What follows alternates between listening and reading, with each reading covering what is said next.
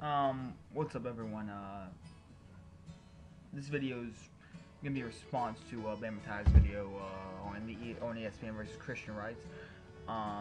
See, every once in a while, my that little degree that I'm trying to get from the University of South Carolina for a double major in history and poli-sci, both those come together in a video I'm making. So, yeah, that's kind of the topic of this video.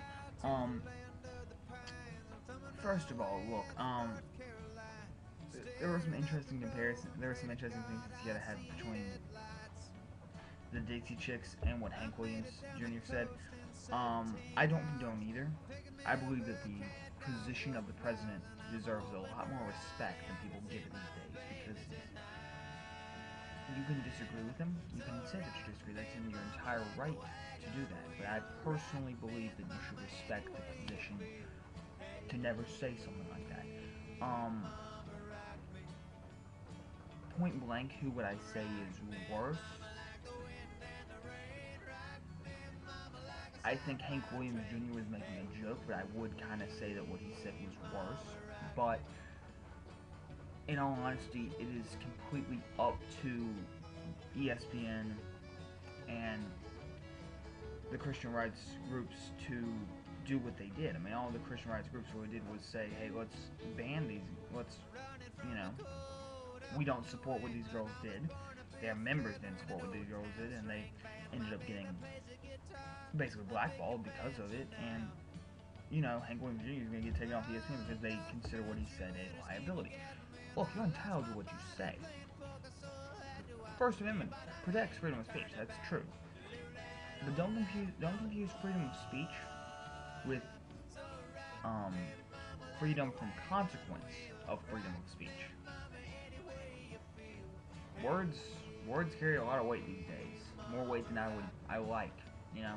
By banning certain words, certain names, by saying that certain things can't be said in public in a tactful manner, we have made it so that these words carry a lot more weight than they truly do. By saying that we can't say words like the N-word, like a lot of racial and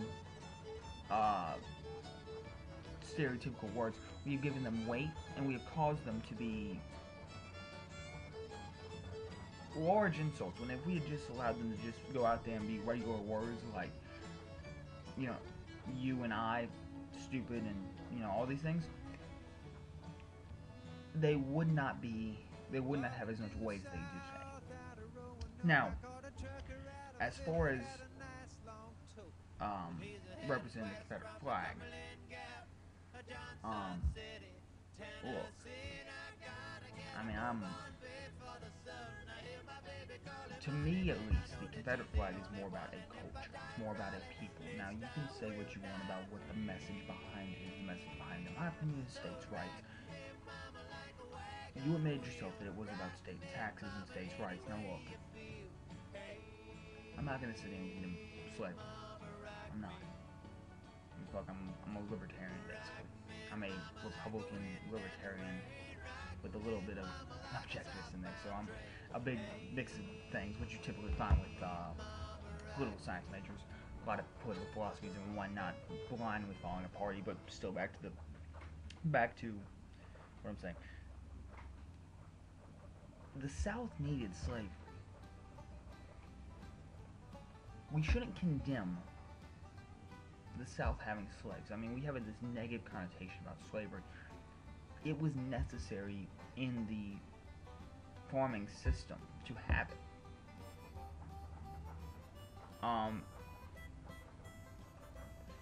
Because the system had been built around it for so long that a immediate reform to it would have been just devastating, really, to the Southern economy. Everyone was really poor back then. I mean, in all honesty, only 5% of people owned slaves in the South. Only the top 5%. People don't understand that. The top 5% owned slaves. The average person did not own a slave. The reason the South banded together was because we looked at each other as neighbors. What's affecting you is affecting me. What's affecting me is affecting you. Let's band together against this. Now, Personally, I always have considered what Lincoln did by declaring war just for a country leaving the United States close to a war crime. Um, I mean, in the Constitution, which is the document I personally abide by, it says that a country, it basically, if translated a certain way, I'll say that. I will say that if it has to be translated in a way that's similar to what I'm saying, but it says that states have the right to annex themselves from the U.S., from the United States, if they want to. That's why they're called the United States. If you don't want to be a United States, then you don't have to. Now, they would have drastic problems with that type of thing, but still, a lot of people condemn the South for what they did during the Civil War, when in all actuality, it's very understandable from the position. I mean, it's one of those situations where we can look back from now and we can say, well, that was a terrible idea. That was just wrong, without being in the society at the time. You know what I mean? I mean,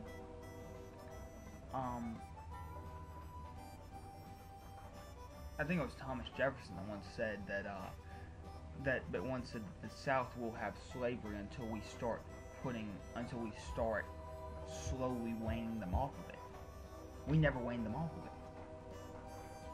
I mean, and as far as that Confederate flag, as far as the South goes, why I believe that it should be flown at certain capitals, why I have a problem with Ole Miss taking it down, with Ole Miss getting rid of it, is because that's a culture now. That is not representative of slavery. People associate the South with slavery. It's not true.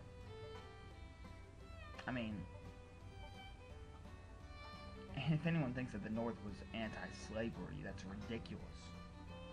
I mean, Lincoln once said that I will have this union reinstated whether I have to have slavery, or whether I have to drop this slavery issue or not.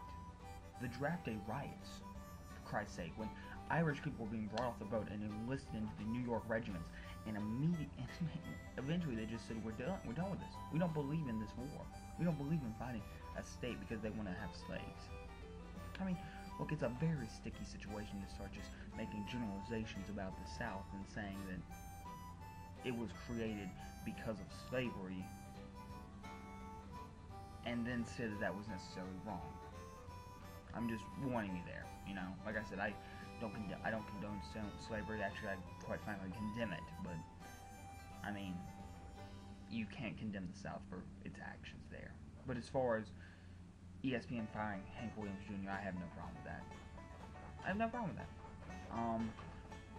What he said, like I said, you have freedom of speech,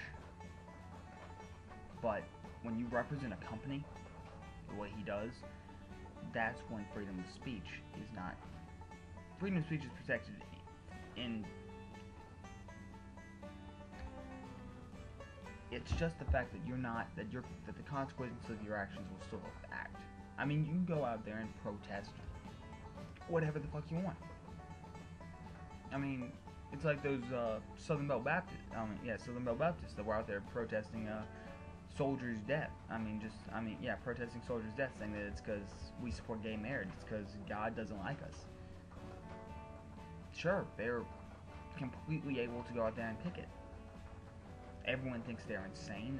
Several of them have gotten, if I'm not mistaken, beaten up by Hell's Angels, who have basically decided to become the security at soldiers' funerals now. Which, I mean, I don't condemn the actions of the Hell's Angels, but tip of the hat for that, because I believe that a soldier's funeral should be free of protesting, at least somewhat.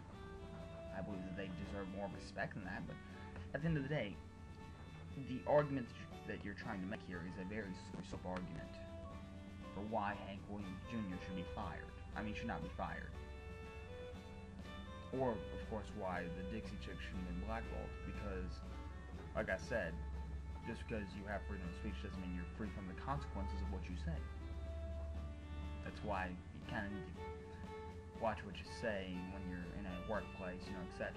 You can't just run around the workplace yelling, fuck off to every customer, can you? Just saying. But I just want to make this video, just kind of put out my thoughts on it. And until next time, this is Grim saying.